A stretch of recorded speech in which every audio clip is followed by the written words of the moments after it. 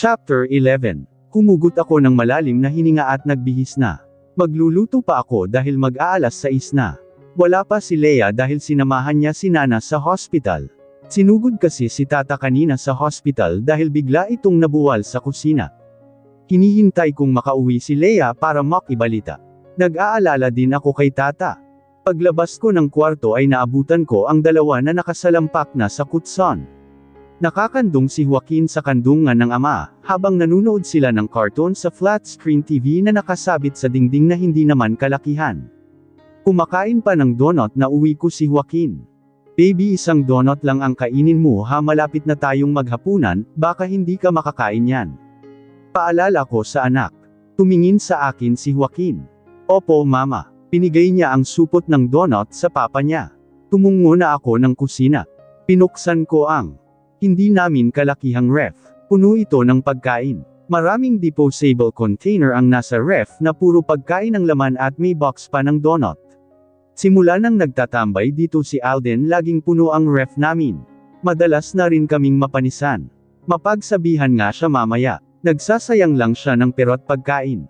Nilabas ko ang mga container nilagay sa mesa, iinitan ko ang mga yun atin ang kakainin namin ngayong gabi. Baka masira pa ang mga ito kapag pinatagal sa ref. Pinuksan ko isa-isa ang mga container. Puro ulam ang laman. Wala pang bawas ang iba. Ang dalawang container ay kaunti lang ang bawas. Sinaksak ko ang maliit na oven na bigay pa ni Nana at nilagay doon ang isang ulam na sinalin ko sa mangkok. Ang iba naman ay sa kawali ko na ininit. Pagkatapos kong initin ang mga ulam ay naghain na ako sa katinawag na ang mag-ama. Si Leia ay nag-text na mamaya pa uuwi. Alden, sabi ko kay Alden sa gitna ng hapunan namin. Nagangat siya ng tingin sa akin mula sa paghihimay ng karne para kay Joaquin. Yes sugar. Nilunok ko muna ang pagkain sa aking bibig. Pwede bang wag kang masyadong bumibili ng maraming pagkain? Napapanis yung iba, sayang lang. Ngumiti siya. Sure sugar. Hindi na ako nagsalita at nagpatuloy na sa pagkain. Ganyan naman siya. Lagi lang siyang oo sa mga sinasabi ko. Siya nga pala sugar, pwede bang lumabas tayong 3 sa linggo? Kunot noong nagangat ako ng tingin sa kanya. Bakit? Wala lang, gusto ko lang lumabas tayong 3. Ipasyal natin sa mall sa Joaquin. Talaga po papa, mamasyal tayo talinggo. Excited na tanong ni Joaquin. Yes baby, kung papayag si mama. Tumingin sa akin si Joaquin saka nag-puppy eyes pa na may kasamang pagmuso. Sige na po mama, payag ka na please. Lamang ng anak ko. Bumuntong hininga ako. Oo na, sige na. Pagpayag ko. Para sa anak ko naman yun.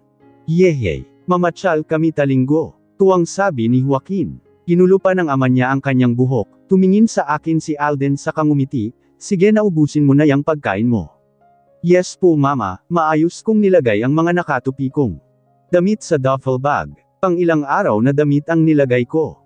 Hindi pwedeng isuksok ko na lang basta sa bag, ang mga damit ko dahil kapag nakita yun ni Jenica na magulo ay papagalitan lang ako nun. Ayaw kasi niya ng burara sa gamit. Mabuti nga at hindi na niya ako tinataboy sa bahay nila. Hinahayaan na rin niya akong matulog doon kahit sa sala lang katabi ang anak namin. Napangiti ako nang maalala ang anak. Ang bibong-bibo na mukulat sa kamalambing kong anak.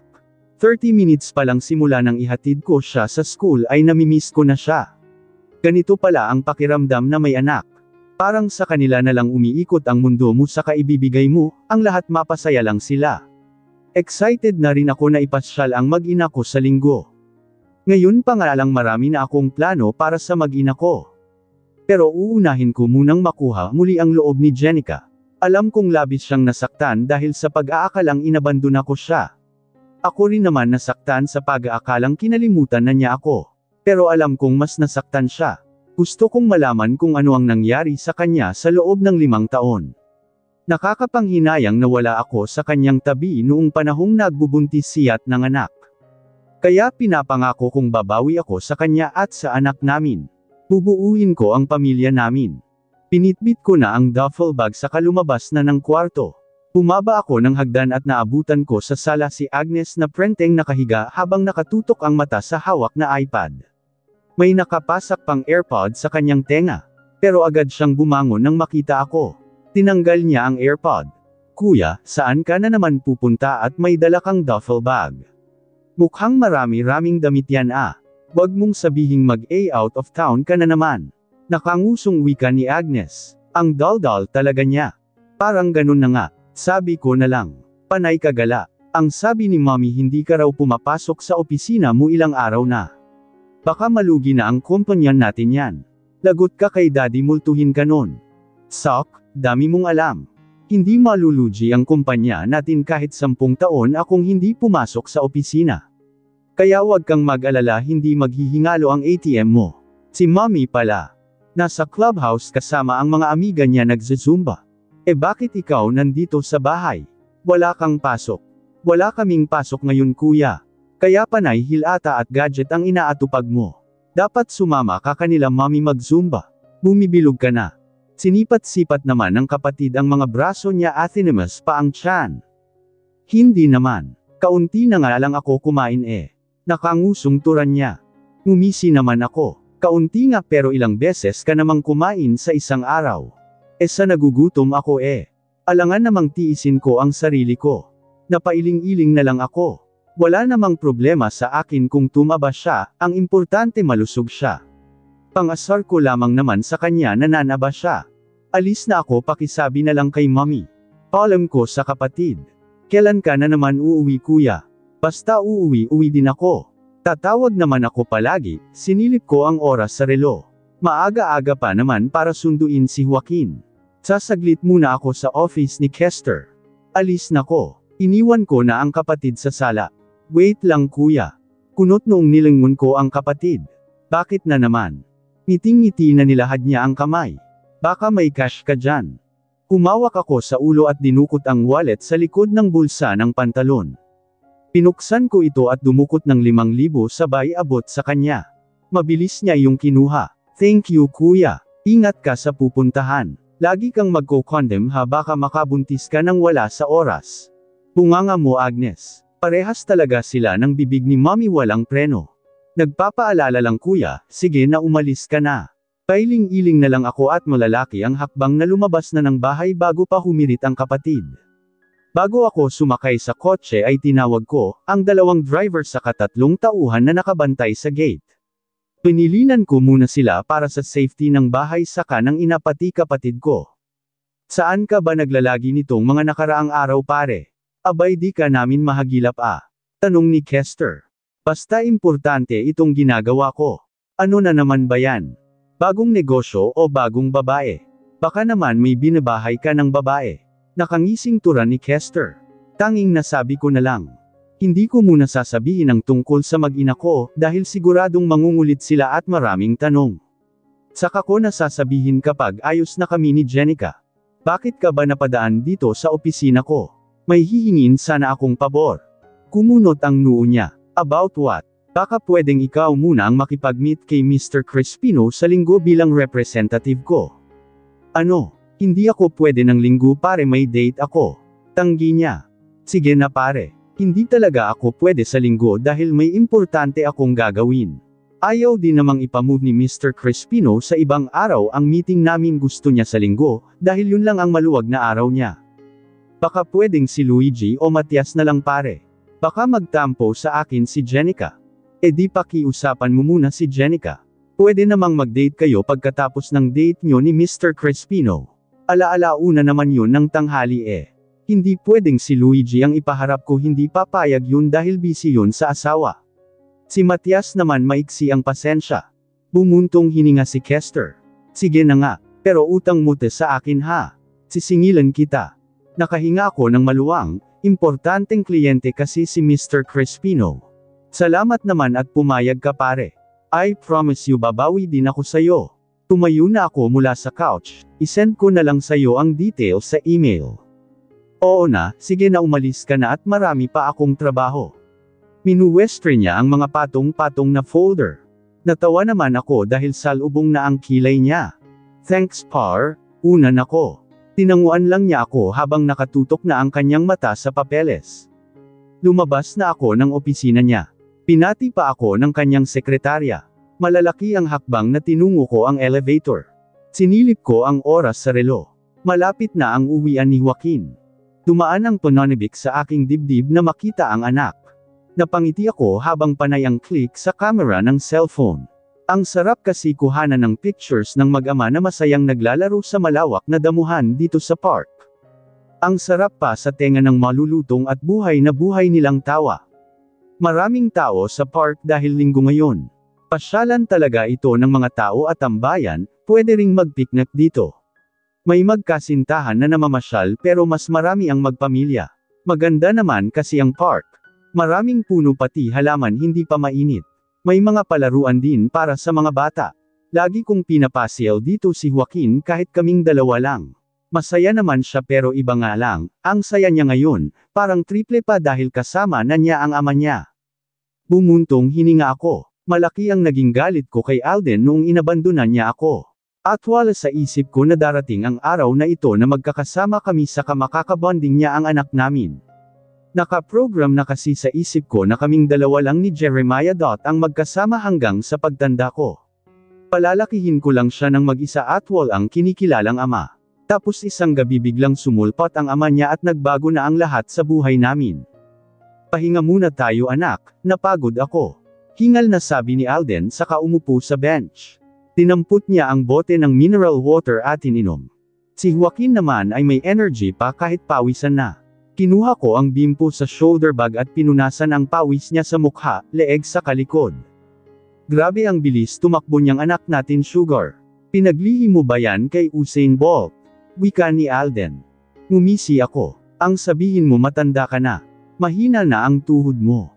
11 years ang tanda niya sa akin. 24 na ako ngayon, siya naman ay 35 na malapit na rin siyang mag-36. Umawang ang labi ni Alden pero agad din siyang ngumisi. Matanda pala at mahina ang tuhod ha. Kayang-kaya ko pang umisang dosina Sugar. Gusto mong subukan? Nagets ko ang ibig niyang sabihin kaya nag-init ang mukha ko. Isang dosenang sapak gusto mo? Akala mo ang dali-daling manganak. Ang hirap manganak no lalo na kapag mag-isa ka lang, saad ko sa kanya. Anong akala niya sa akin parang pusa manganak? Pagkatapos kong ang ipanganak noon si Joaquin nawalan ako ng malay Mabuti na lang nandyan si Leia. Natahimik naman siya at nabura ang ngisi sa labi. Bumuntong hininga siya. Pangako Sugar kapag nanganak ka ulit nasa tabi mo na ko. Hindi ako aalis. Hindi kita iiwan. Sambit niya. Naumid naman ang dila ko. Hindi ko inaasahan na yon ang sasabihin niya. Buntis po ikaw mama. Magkakaroon na po ako ng kapatid. Biglang sabat ni Joaquin na namimulag pa ang mata. Sabay na umawang ang labi namin ni Alden saka tumingin sa anak na bakas ang excitement sa mukha. Tumikim ako. Hindi anak. Hindi buntis si mama. Ngumuso si Joaquin. Ay, akala ko, magkakaroon na ako ng kapatid. Tumawa si Alden at pinalapot niya sa kanya si Joaquin. Lumapit naman ang anak. Magkakaroon ka rin ng kapatid pero hindi pa ngayon Daing ni Alden nang batukan ko siya. Hihimas-himas sa ulong tumingin siya sa akin. Pinandilatan ko naman siya ng mata. Kung ano-ano ang sinasabi sa anak kaya, kung ano-ano rin ang hinihingi Pero ang hudyo tinuwanan lang ako at may binulong sa anak. Ngiting-ngiti naman si Joaquin na tumatango-tango pa. Ano na naman yang binubulong mo sa anak mo? Baka puro kalokohan yan ha. Sito ko kay Alden. Hindi pero secret na namin yun ni baby. Nakangising tura ni Alden. Tinaasan ko silang dalawa ng kilay. Joaquin anak, anong binubulong ng papa mo? Tumatawa na umiling-iling si Joaquin. Bawal po tabihin mama for boys only. Minisihan ako ni Atlas. Sumimangot naman ako. Luigi ako Pinagtutulungan ako ng mag-ama. At itong anak ko naman na ito mixing panahon pa lang silang nagkakakilala ng ama sobrang close na nila. Mas gusto na niyang sumama sa ama kesa sa akin. Hindi na nga siya tumatabi sa pagtulog sa akin sa gabi kundi sa ama na niya na natutulog sa sala. At baga sila matulog naghaharutan muna. Pagkatapos naming tumambay sa kamamasyal sa park ay nag-aya namang kumain sa mall si Joaquin. Sa loob ng malaking mall ay para kaming isang masaya at buong pamilyang tatlo. Hawak namin ni Alden sa magkabilaang kamay si Joaquin na kumakanta pa ng children's song nila sa school. Masayang masaya ang anak ko kaya masaya na rin ako. Wala namang ibang makakapagpasaya na puso ng isang ina kundi makitang masaya ang anak. Tumingin ako kay Alden. Nagtama ang mga mata namin dahil nakatingin din pala siya sa akin. Ngumisi siya, irap naman ang ginantay ko sa kanya. Pumasok kami sa paboritong fast food chain ni Joaquin. Lahat naman yata ng bata paborito si bubuyog. Pumila kami sa counter at namili ng orderin, syempre nauna sa pagpili ang anak namin. Ang paboritong chicken saka spaghetti ang pinili niya saka sundae. Ako naman kanin saka chicken pati sinamahan ko na rin ng drinks at mango pie. Ganun din ang in-order ni Alden. Pagkatapos naming umorder ay umupo na kami sa bakanteng mesa bitbit ang numero namin. Habang hinihintay ang order namin ay nagkukulitan pa, ang mag-ama saka panay din ang picture. Minsan sinasama nila ako, maya-maya ay dumating na ang order namin saka kumain na kami. Parehas malakas kumain ang mag-ama. Habang pinagmamasdan ko sila malaki talaga, ang similarities nilang mag-ama sa kanilang mga kilos. Parehas nilang ugali na sinisip-sip ang thumb nila na may bakas ng pagkain. Parehas din sila kung paano ngumuya pati pagtaas ng kilay. Matapos ang ilang minuto ay simot ang pinagkainan ng mag-ama. Samantalang ako ay may tira-tira pa. Sunday naman ngayon ang binanata ni Joaquin. Pinupunasan naman ni Alden ang gilid ng bibig nitong may naiiwang bakas ng sundae. Nag-ikot-ikot naman kami sa mall hanggang sa napadaan kami sa isang toy store at nagturo na si Joaquin. Akmang magsasalita ako na wala pa akong sahod ay pumasok naman ang mag-ama. Oo nga pala maraming pera si Alden kaya siya na, ang bahala sa mga gusto ng anak total gusto naman niyang bumawi. Sinusundan ko lang ang mag-ama na namimili ng mga laruan.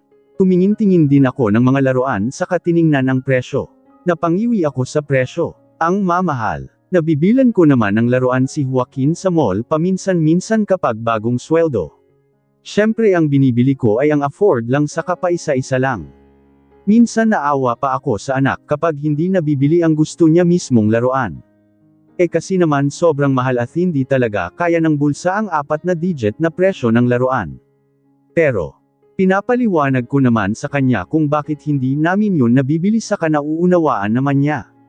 Doon naman ako bilib na bilib kay Joaquin masaya siya sa kung ano lang ang kaya kong ibigay sa kanya. Talaga po papa ibibili mo po yan para ta akin. Oo naman, kahit anong laruan pa ang magustuhan mo anak bibilhin yun ni papa. Yehey, mama, nilangon ko si Joaquin na tinatawag ako. Pinapalapit niya ako sa kanya. Bakit anak? Tanong ko nang makalapit. Malaki, ang ngiti niya sa labi. Ibibili po ako ni papa ng truck na may remote control. Masayang sambit niya sa katinuro ang may kalakihang box na may lamang laruan na truck na kulay dilaw may kasama pa itong remote. Para talaga siyang totoong truck pero maliit. Sa hitsura pa lang halatang mahal na. Tinampot ko ito at tiningnan. Muntik ko nang mabitawan ang box nang makita ang presyo. Pamapalo lang naman ng 5,000. Ang mahal pala nito anak. Pulalas ko. Ayos lang sugar. Kukunin natin yan pero ay testing muna natin kung okay ba. Tinawag ni Alden ang isang salesperson at nagpa-assist para eye testing ang laruan. Excited naman si Joaquin. Wala na akong nagawa kundi manood na lang sa kanila. Wala naman akong karapatan kumontra dahil si Alden naman ang magbabayad. Tinesting na nga ang luro ang truck pinaandar ito gamit ang remote. Lalong natuwa si Joaquin nang sa kanya naman ay pat-testing ang remote. Tinuturuan pa siya ng ama. Kumuha pa ng ibang laruan si Alden na puro de-remote din. Backhoe, bulldozer, loader sa katuwang truck. Talagang kinumplito na niya. Mas mahal pa ang iba sa truck na laruan. Kitang-kita naman ang labis na saya sa mukha ni Joaquin na napapayakap pa sa aming dalawa ni Alden. Happy? Tanong ko sa anak nang yamakap siya sa bewang ko. Tumango siya. Opo mama, sobrang happy po ako ang dami kong toys yung mga dream toys ko pa. Ngumiti ako saka hinaplos-haplos ang buhok niya. Deserve mo yan anak dahil mabait kang bata. Happy din si mama para sayo. Mag-thank you kay papa kasi siya ang bumili niyan. Pumitaw siya sa akin ng yakap saka muling yamakap sa ama. Thank you po papa ta maraming toys. Malambing na sambit niya. Pinulo naman ni Alden ang buhok ng anak. Anything for you son. May iba ka pa bang toys na gusto? Mamili ka pa ng iba bibilhin ni papa. Umiling-iling si Joaquin. Happy na po ako ta mga toys papa. Dami na po yan baka ubos na pera mo po. Parehas kaming natawa ni Alden. Pati nga ang dalawang salesperson na nag-assist ay natawa din. Pinanggigilan ni Alden ang pisngi ni Joaquin. Magwo-work si Papa ng maigi para di maubos ang pera para lahat ng gusto mo mabibili ko. Napangiti naman ako sa sinabi ni Alden. Ramdam kong sinsero siya sa mga sinasabi niya. Mabuti siyang ama kay Joaquin. Kung sabagay kahit noong magnobyo pa lang kami halos polanan din niya ako noon ng regalo. Ikaw Sugar, may laruan ka din bang gusto? Hirit ni Atlas. Sinaman ko siya ng tingin. Anong tingin mo sa akin bata? Pinisihan niya ako. Kiss ko gusto mo. Sapak ko gusto mo. Tinaas ko ang nakakuyom na kamao. Tumawa lang siya at tinulak na, ang cart na halos. Mapuno na ng mga nakabox na laruan papuntang counter. Napaawang na lang ang labi ko nang matotol na ang lahat ng laruan. Halos umabot ito ng 50,000 at parang wala lang na inabot ni Alden ang card sa Kaera. Sunod namin kaming pumunta sa isang clothing store. Damit naman ngayon ang binibili ni Alden para sa anak. Siya pa ang namimili. May taste naman siya sa pagpili ng damit, lahat iyon ay nagugustuhan ni Joaquin.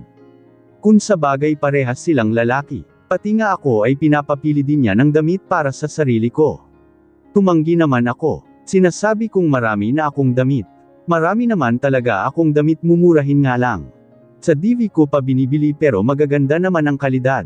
Doon ko rin binibilan ng damit si Joaquin, dahil kung sa mall ako bibili ay siguradong mamumulubi ako.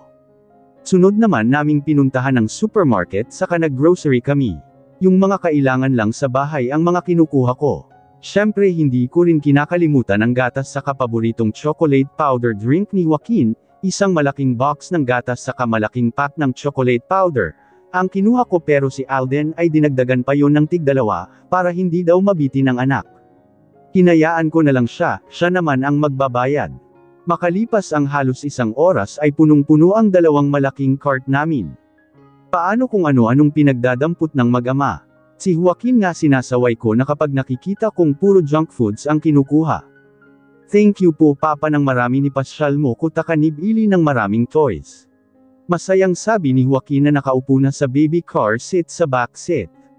You're welcome son at hindi ito ang huli dahil madalas na tayong mamamasyal. Yehey! I love you Papa, nag-flying kiss pa si Joaquin sa ama. I love you too son, always. Nakangiting sambit ni Alden. I love you din po Mama. Ako naman binigyan niya ng flying kiss. I love you too baby. Pinaandar na ni Alden ang kotse. Tumingin muna siya sa akin saka ngumiti. Thank you Sugar at pinagbigyan mo ako. Para kay Joaquin, gagawin ko ang lahat para sumaya. Tumungutango siya at pinausad na ang kotse.